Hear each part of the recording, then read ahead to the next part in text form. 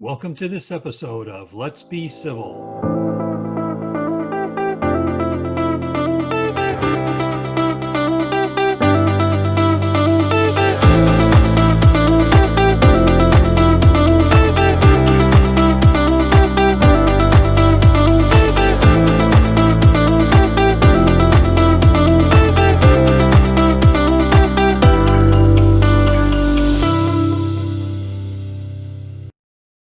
Joining me today on Let's Be Civil is host of the very popular YouTube channel Practical Engineering, Mr. Grady Hillhouse. Grady Hillhouse is a professional civil engineer and science communicator in San Antonio, Texas. He has over 8 years of experience as an engineering consultant, managing and designing projects with a focus on dams, levees, and other heavy civil projects on waterways. He is also the creator and host of Practical Engineering, one of the largest engineering channels on YouTube, with over 1 million subscribers worldwide. All right, welcome everybody to another edition of Let's Be Civil, the Civil Engineering Podcast. And today we have actually one of our inspirations for the podcast. Grady Hillhouse is with us, and you're in Houston, correct? San Antonio. San Antonio, okay. Yep. I don't know why I was thinking Houston, but so actually not far from where I live. I lived on the northern edge of San Antonio, so the northern suburb of the city.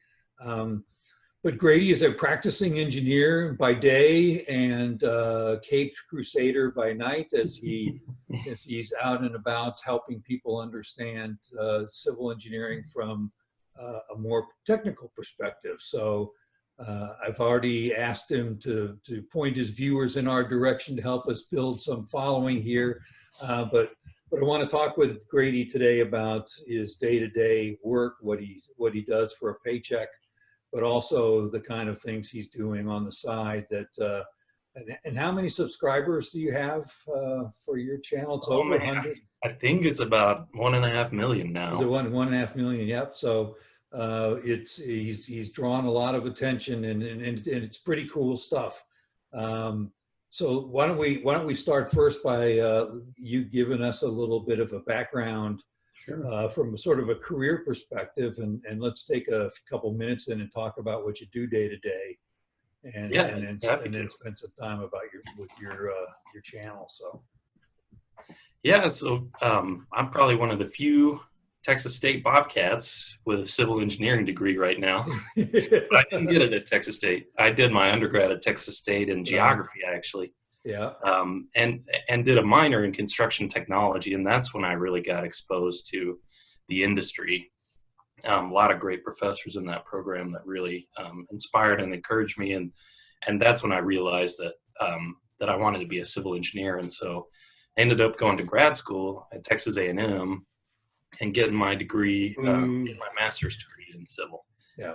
And studied water resources, and had a great time there, and really was surprised at how much overlap there was between the things I learned at Texas State in both the geography program and construction technology, and the civil engineering courses. So that's what I did for school, and then pretty much right out of school, I took a job with a consulting firm called Freese & Nichols, and I've been working with them ever since. It's been, I think it's going on 8 years now. Oh, nice. So one thing, I'll do a plug for geography at Texas State, because it's actually, it's in the top 5 geography programs, if not, in the top 2. Yeah. So very, very well known and high quality program. And in fact, we have worked with them a lot and do so, on research projects. And so that's big. Let me ask you this: when you went to A&M for a master's program in civil, so you're actually going to do something that's different from your undergraduate. I mean, you said Right. There's overlap, but so what did you have to do in terms of what we often refer to in the academic world as leveling classes, or since you didn't have a civil degree, there are some courses that you didn't have. Leading into a master. So how did that go for you? What did you have to do? Yeah, it was just that leveling courses about 3 semesters worth, which Oh, wow. is wasn't ideal, but at that point I knew what I wanted to do, and I was willing to spend the time to get it done, basically. Sure.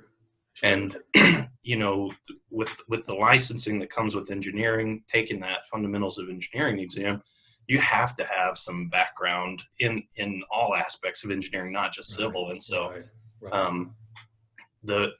My academic advisor kind of developed a program to kind of give me a crash course in all of that stuff that I was missing, and it worked. After those 3 semesters, I took the FE and passed it with flying colors. So Right. I remember when I took the FE because when I was an undergraduate student, you didn't really hear a lot from faculty about this FE and PE. really, Yeah, I mean, this was, let's see, 82, 1982. I mean, it wasn't, the conversation wasn't like today. I mean, our freshmen know about the PE. right. I didn't know really much about the PE or the FE until the second semester of my senior year, but I knew I was going to graduate school, so I wasn't, focused on that Yeah. side of stuff. But at that time, and it's kind of funny that friends of mine took the PE on Friday and the FE on Saturday. Wow. Because you could do that. There weren't Yeah. these restrictions like there are today. And so when I did take the FE exam, I was actually a PhD student, just started as a PhD student. And I walked out of the afternoon session in about 45 minutes, so a 4-hour, but it was, stuff that was so ingrained. Right. That in about 45 minutes I was done, and I remember getting up and walking out and having all these people look at me like, what's that guy? You quit, like he gave up or something like that. Yeah. So it's interesting when you've had a little more time under your belt and you're more relaxed about it. Yeah. It's actually a much easier exam than when you're all stressed out about it. So so you went into the water world. Yep. So talk a little bit about what you actually do on a daily basis, in that Sure. subdiscipline. Yeah, so I work with a group that focuses primarily on dams, levees, and waterway projects. So right now I manage mainly design projects for dam rehabilitations, large retaining walls along riverbanks, new dam projects, things like that. So who are the owners? The kind of things that you're talking about. It sounds like, it's not going to be your regular homeowner or business No. owner. So No, you're our working with a clients are, different group of people. Right? yeah, these are mainly public entities, municipalities, counties, water and river authorities. Occasionally we get private clients, but at least for the projects I work on, the heavy civil projects, it's almost always public entities who are owners of the projects. So what is that like? I mean, if you're working with a city, are you generally talking to an engineering office if the city has one? Or are you dealing with a mayor? Are you dealing with the city council? I mean, who are the kind of people you actually report to? Yeah, usually on the client side, they have their own project managers who, work with consultants to deliver a project essentially. So it's usually, 1 or 2 steps below the city manager or the head of engineering or something like that.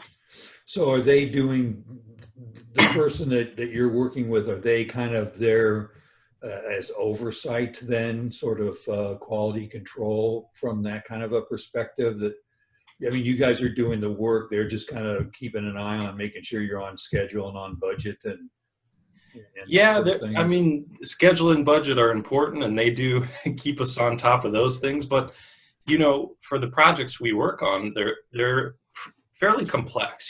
We spend months and sometimes years in the design phase of a project, and so their job is also to make sure that the organization that they work for is getting what they want out of the project. Right. And there's a lot that goes into that because It's, it's not just simple, a couple sets of drawings or a couple sheets of drawings. Right, And right. this is like, a lot of equipment and things like that. And so, yeah, part of their job is to facilitate reviews and meetings on their side to make sure that they're getting what they want out of the project. Right. So you mentioned something just real quick, but I want to touch on it. Is you said some of them take years to develop. So in a set of circumstances like we are right now, these kind of projects don't come to a halt. No. Right. And I've mentioned in other podcasts that it's one of the nice things about our profession is that we don't have the spikes. I mean, even in a circumstance like this, you don't see a huge, I mean, there's going to be some drop off, but you don't see a huge drop off in work. And I get a lot of emails from people saying they're even busier, working from home. Because these are planned out so far in advance. Right. So, yeah, the things that drive the schedules for our projects, and that I live near a train, so there might be some noise. Well, that's okay because my neighborhood landscaping crew is out this morning, so they may hear some weed eating or lawn mowing in the background today. So nice. I was going to say, added. Yeah. The things that drive the schedules for our projects are often, major issues like the water supply for an entire community or something like that. And so, that stuff can't really wait. Right. So, yeah. So these projects that are in the pipeline just they have to continue to move forward. Right. And so what I've heard, is from others is work was just starting might be on hold, or it just had some initial conversations about a project might be on hold or slowed, but other things are nobody's putting the brakes on a project that The other thing is construction's been designated as a critical activity, so all of my construction projects are still going on full steam ahead. Yeah. In that respect, has anybody commented to you about them being active out in the field? So one friend of mine said, this really doesn't have an impact too much on the engineering profession because we are socially distant, because of what the things we do on a project site have us separated and that kind of thing. And a lot of, outside of maybe driving to a job site with somebody else, we're not we don't normally get involved, up close and personal unless there's a problem. Right. Then it's very up close and personal. But we're required every day to have PPE and things like that. So right. Has anybody commented at all from the workforce side of things to you about being out on job sites? No, nothing crazy. I mean, now, when we do tailgate meetings and stuff, the circle's just a little bigger so everyone can be a little spaced out from each other, right? Following those guidelines, but nothing other than that. Right. And again, then they just turn around and they go to work like it was any other day. Yeah. Which is another interesting thing, relative to the kind of stuff that we do. So, so how did you go from doing this work during the day to deciding to start to create a series on engineering? It was kind of a slow process. It was kind of a combination of multiple things. The biggest thing was that my wife at the time was a kindergarten teacher. And so she would always volunteer me to come do career day at her school. Sure. And I always wanted to I was always afraid that kids would find what I said boring about my job. So I would always try to go above and beyond and, build some kind of demonstration or do something fun to make engineering exciting, because I do think it's fun and exciting. Right. And I want to be able to share that. And so that was part of it. And then the other part was, my father-in-law had given me some woodworking tools, and you know, a table saw and a bandsaw and stuff, and I had never used that kind of tool before. So Right. I was on YouTube learning how to use that stuff, and I kind of stumbled upon this whole community of woodworkers on YouTube, and that really inspired me to, you know, well, it exposed me to this side of YouTube that I had never seen before. You know, I treated YouTube as a search engine for videos, basically, Right. and they were treating it more as this community or you know, more of a social media platform. Right. Right. And so those two things kind of combined in a slow process. At first, I was making woodworking videos and sharing them online, and then I started to share videos about the demonstrations I would build for classrooms, and it kind of slowly So, evolved from there. okay. So how long have you been doing this? Oh man, probably in earnest, maybe 6 years, at least 5 years. Okay. Yeah. So you sort of walk us through from when you have an idea, you know, how do you carry that from just the thoughts popped into your head that, oh, this would be a neat demonstration, to, you know, sort of planning it out, whatever woodworking or other stuff you need to do to, you know, and then how do you go about actually, you know, recording stuff? Yeah, that process has evolved too. Yeah. Now it you know, it starts with a script basically, and so and this is my hobby, and so I get to choose the parts that I spend a lot of time on and the parts I kind of rush through. Right. Right. The script is one of my favorite parts because, you know, I get to research a topic. You know, some of the videos I do on things that I know a lot about, but not all of them. Right. And so I get to spend time researching and writing, and that's kind of the most fun part for me. And then the second most fun part is trying to find a way to build some kind of physical demonstration that illustrates this principle of engineering or this topic.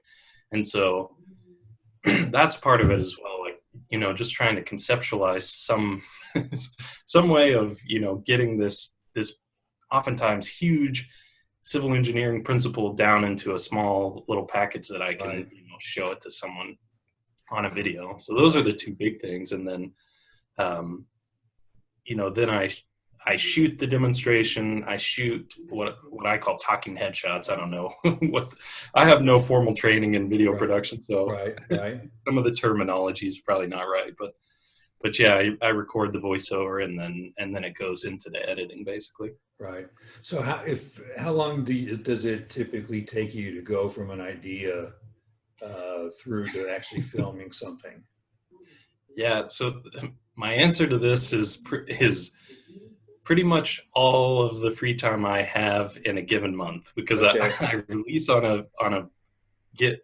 on a monthly schedule. Okay. And you know, I produce the videos in my free time, and so, you know, pretty much any free moment that I have, I work on the video to try to get it in better shape. Right. essentially. Right. Right. So how does your wife feel about all of this? She likes it. I mean, she's involved in some of the stuff that I do. Like she helps with scripts, you know, Right.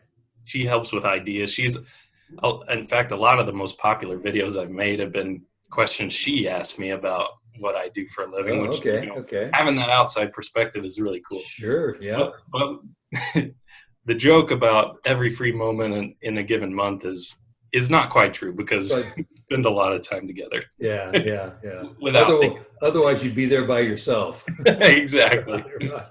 Well, let me ask you a little bit, because I haven't mentioned this before on our podcast, but I do understand what you're telling me, because my wife and I owned a company called E-Tech, and this was some years ago. The company actually was purchased, and so, you know, others are doing this work now. But we created computer-based training for people in the construction field. So standardized testing methods, Mm-hmm. you know, to train them on how to properly perform these tests. So I would have to write the scripts, you know, and she was very involved in keeping equipment clean, and, you know, and sort of being in the studio, you know, eyes and ears that, oh, you know, I saw something there. You didn't, you know, you misspoke or something like that. So we started out, this is sort of the classic garage thing, but we lived in South Dakota, and in the winter time, and because it was South Dakota, garages up there are actually finished and insulated. Yeah. And so we would park our cars on the driveway, and I had cameras and lighting and everything set up in the garage, and I would record myself, doing the demonstrations. And we actually evolved to renting an RV storage slot, the high bay kind of place. It had a drain in the floor, so that water, and so we could use water. And we didn't have our own bathroom or anything like that. We had to go to other parts of the building to be able to use the facilities, but heated, air conditioned. I actually built a little backdrop, so it kind of looked like I was in a lab. We had a table. I mean, so what you're saying is, it hits home for me that it just keeps getting more and more, and you think of other things that you could do to make it easier. So how are you recording? I mean, that was one of the things that came up a lot when people would talk to us is, how are you doing that part of it? Yeah, so everything gets recorded onto, my digital camera, and I use a lavalier mic to catch my voice. And I mean, I'm not too sophisticated about it, and that's kind of the beauty of YouTube, I think, is no one expects you to have a $1 million professional production. Like, right. They're there to because you're passionate and interested about a topic that they are as well. Sure. So the audience is willing to kind of write off some of the lower quality production, which is nice. Right. For us, we had to be at the other end, because this was people having to learn to take an exam, and it was serious. So we ended up, before we sold the company, we had, like I said, we had our own studio. Actually had a videographer then was working for us filming, and no longer, me trying to film myself. We had a friend who had an actual recording studio, so we would go do the voiceovers in the recording studio and things like that. And boy, people don't really realize the level of effort that goes into these things. So like when you say, you use the month to accomplish this, there's a lot of behind the scenes work that there really is. And not that you're complaining about it, but there's no way for anybody to see that, because you have this nice product. When you're done, it's like, oh great, that's what I was hoping for. I've been dying here. So So where do you do your demonstrations? I have a little garage workshop next to my house, so everything gets built and shot out there, basically. Okay.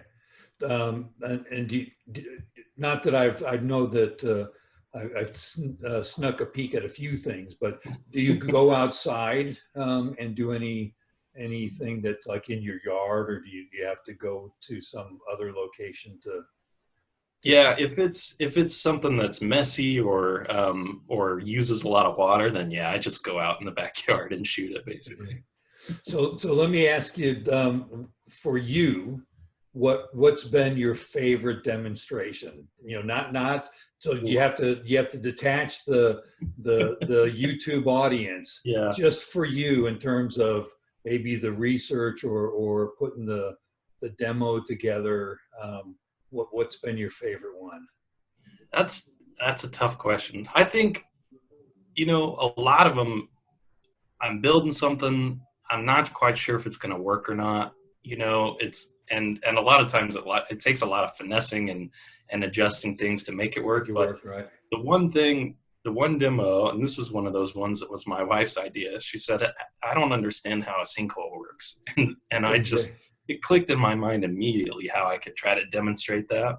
Okay. And I built this acrylic case full of sand and put these two pipes in it and had no idea if it was going to work or not. Right, And the right. first time I clicked the pump on and watched it happen, I was just like, it works so perfect. So nice, And, nice. and it was Did you just have the awesome. camera running when you tried? No, I didn't. I Oh, should yeah, have. yeah, yeah. But that's okay because, it worked just as well the second and third and fourth time I Right. set it up. Excellent. But yeah, I mean, to me, that like having that vision and then having it work the very first time rarely happens. And so it's one of those eureka moments that you don't get Sure, very often. So sure. that was probably one of my favorites for Okay. sure. What was the biggest struggle? What was one where you felt Ooh. like, God, every time? So sort of the reverse.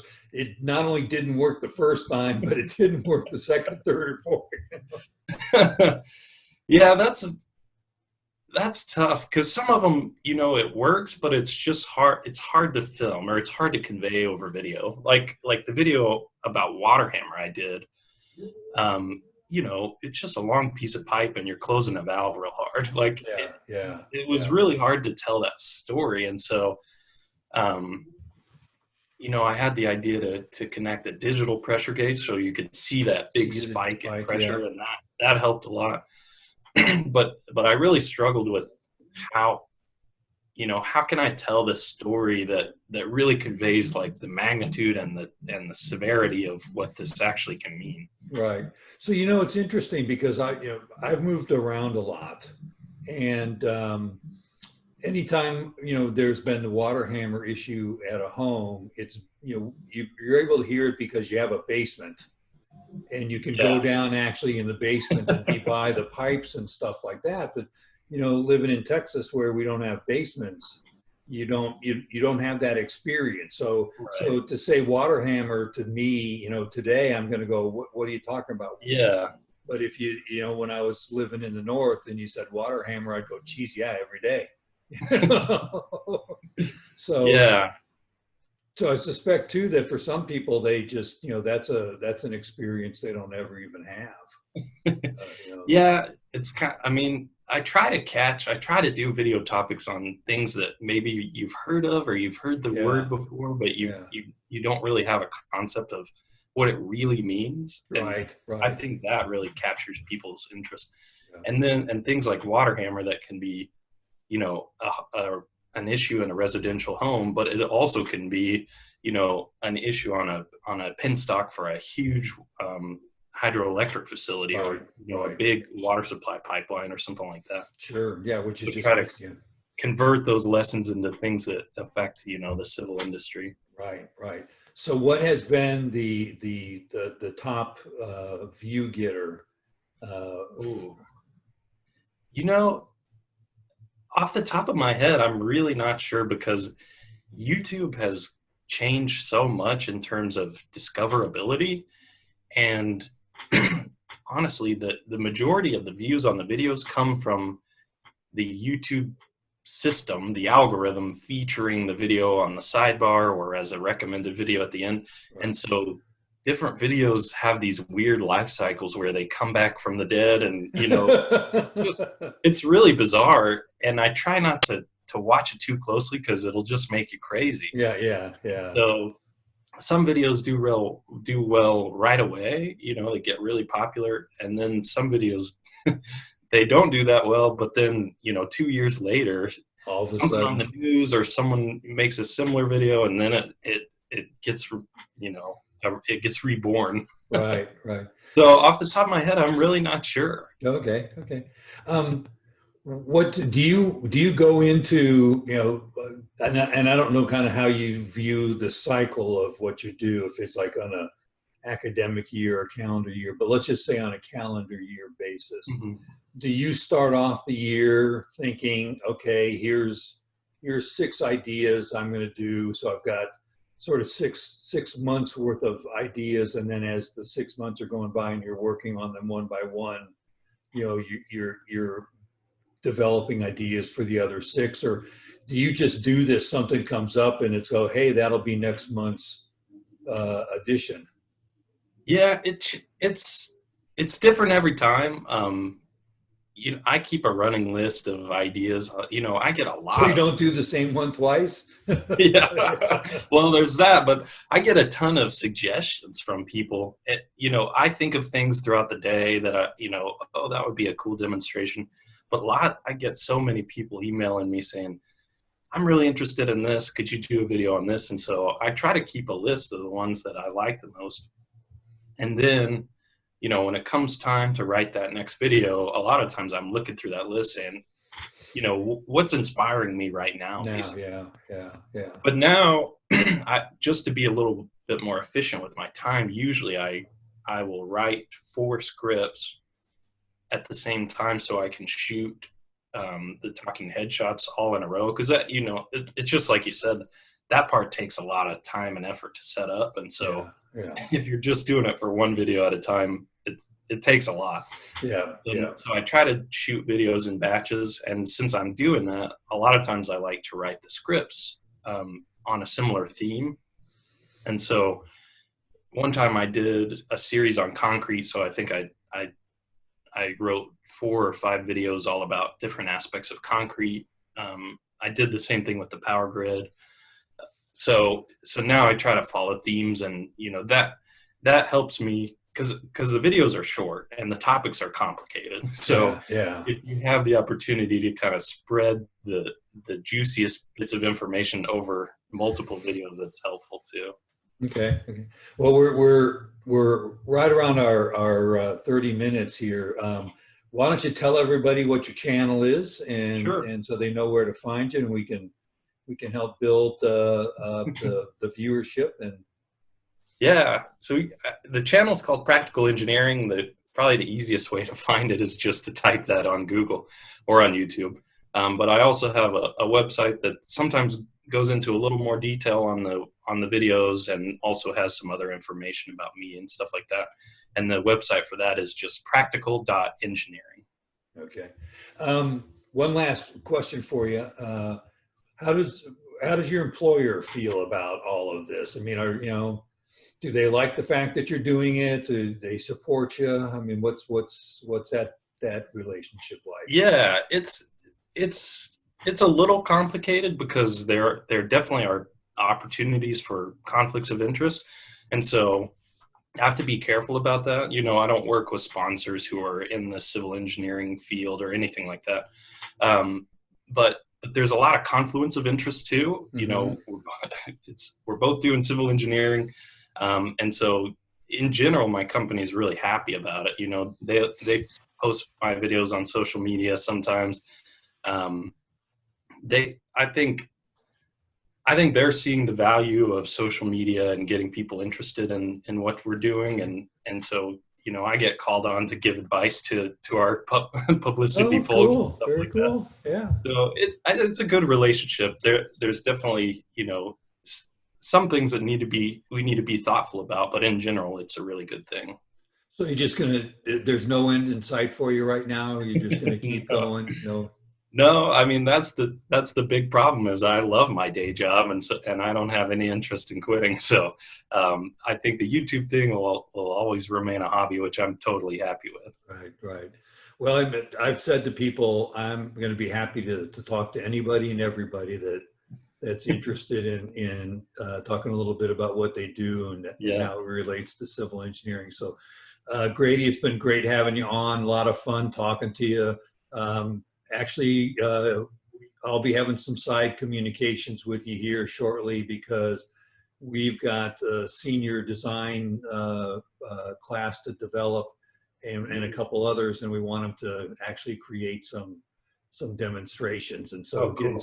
Probably having you to visit us and give students some tips and tricks and some ideas on how to build some stuff would be very, very cool. So really appreciate you having you on Let's Be Civil Engineering podcast, and we'll look forward to having you on again sometime soon.